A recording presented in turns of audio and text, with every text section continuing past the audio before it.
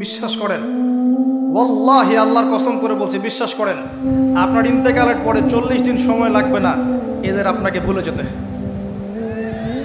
ওয়াল্লাহি আল্লাহর কসম করে বলছি, এই মানুষগুলোর কেউই আপনার প্রকৃত অর্থে আপন নন। আপনার অবস্থানকে তারা ভালোবাসে, আপনাকে তারা ভালোবাসে না। আপনাকে শুধু আপনার রব আল্লাহ ভালোবাসেন।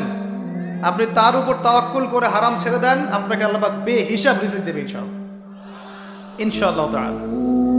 মানুষ মানুষের অবস্থানকে মূল্যায়ন করে, আপনার পরে তারা আপনাকে মনে রাখবে না।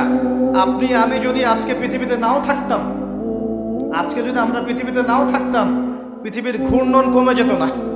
পৃথিবী ঘুরতই, রাত হতো, দিন আসতোই, আমাদের স্ত্রী সন্তানরা বেঁচে থাকতো, মা বোনরা বেঁচে থাকতো, সবাই যার যার জায়গায় ঠিকই থাকতো, আমরাই থাকতাম। এটাই বাস্তবতা, এটাই দুনিয়ার নির্মম বাস্তবতা। তাহলে এই দুনিয়ার সংক্ষিপ্ত জীবনে কাদের কথা চিন্তা করে আপনি আল্লাহর অবাধ্যতা করছেন? কাদের কথা চিন্তা করেন? স্ত্রী সন্তান পরিবার পরিজন ছেড়ে দেন, আল্লাহর ওয়াস্তে হারাম ছেড়ে দেন, হালালে চলে আসে। আমরা ইসলাম নিয়ে অনেক বড় বড় কথা বলি, কিন্তু সবচেয়ে বড় কথাটা হচ্ছে এই আয়াতটা, যেটা আমি তেলাওয়াত করতে যাচ্ছি। ইয়া আইয়ুহাল্লাযীনা আমানু, হে মুমিনগণ, আলাইকুম আনফুসাকুম, তোমরা নিজেরা আগে নিজেদের নফসটাকে ঠিক করো।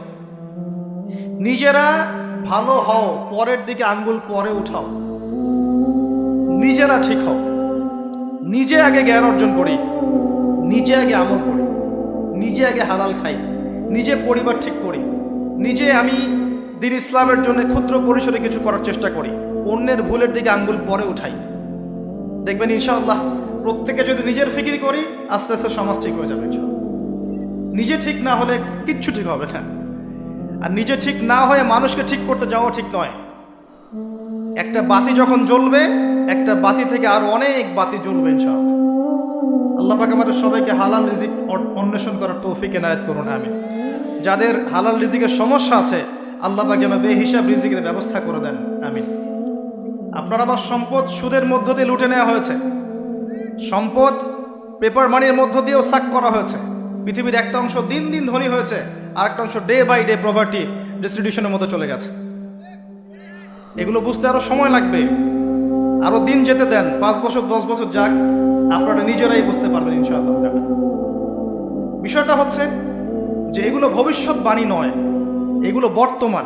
যখন মানুষ বাহ্যিক এবং অভ্যন্তরীণ জ্ঞান রাখবে না, তার কাছে বর্তমানের ঘটনাকে ভবিষ্যৎ মনে হবে। বর্তমান সম্পর্কে মানুষ যখন ওয়াকেফাল থাকবে না, গাফেল থাকবে যে বিশ্বে কি হচ্ছে, কি চলছে, জিওপলিটিক্সে কি চলছে, মিলিটারি সেকশনে কি চলছে, ইকোনমিক্সে কি চলছে, এই ফিতনাগুলোর মধ্যে, তখন মানুষের কাছে